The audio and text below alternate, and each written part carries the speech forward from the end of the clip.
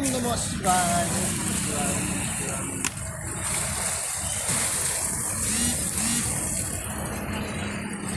एक खड़े हो जाओ।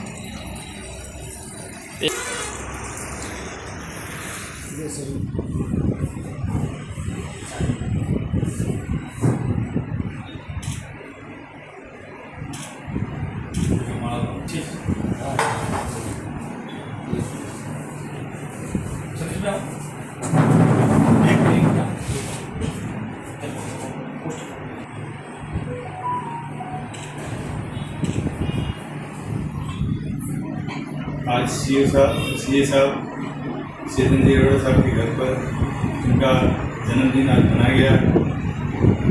इस उपलक्ष्य में तुलसी का पौधा और पानी के लिए परिंदा, चिड़िया के लिए घोंसला, इनको आज सुपुर्द किया। इनके हाथ से बहुत बहुत धन्यवाद। जय बाबा।